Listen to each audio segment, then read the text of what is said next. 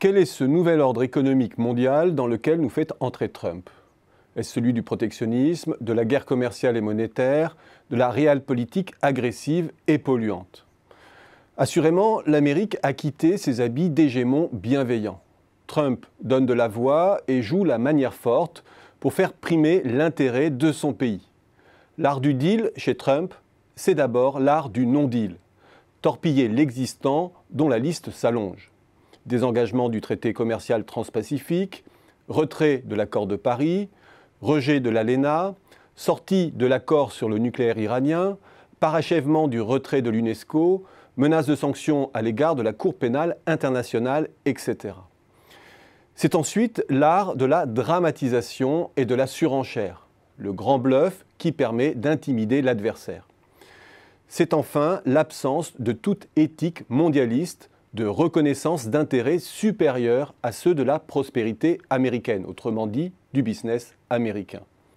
Ce qui le conduit au déni des enjeux climatiques, de ceux d'une régulation prudentielle de la finance planétaire, ou encore du principe déjà largement écorné de réciprocité qui fonde le libre-échange. Tous ces enjeux transversaux sont pour ceux qui rêvent d'une mondialisation soutenable et équitable l'affaire du multilatéralisme et des organisations trans- ou supranationales. D'une gouvernance mondiale qui fait figure de chimère, de tous ces machins impuissants qui brillent plus par leur impuissance et leur inertie que par la prise en charge véritable des enjeux vitaux pour la planète.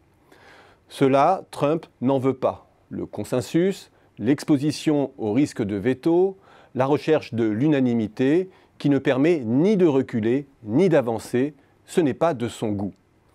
Vive le bilatéralisme donc, qui permet de prendre au collet l'adversaire, de l'entraîner au fond d'une impasse pour lui faire lâcher du lest.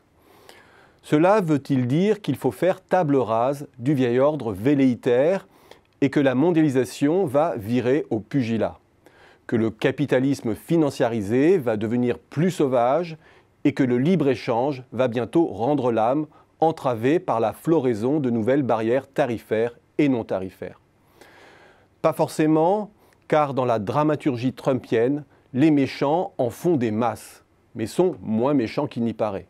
La testostérone coule à flot, mais à la fin, il y a la paix des braves, la troisième mi-temps, où c'est moins le résultat que l'intensité de l'action qui compte.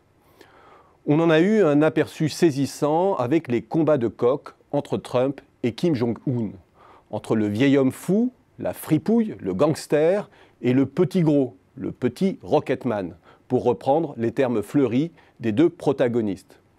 Pour que Trump confie in fine, avec Kim, nous sommes tombés amoureux, sans que le président américain ne soit trop regardant sur la dot, autrement dit, la démilitarisation de la mariée. Bis repetita avec l'ALENA.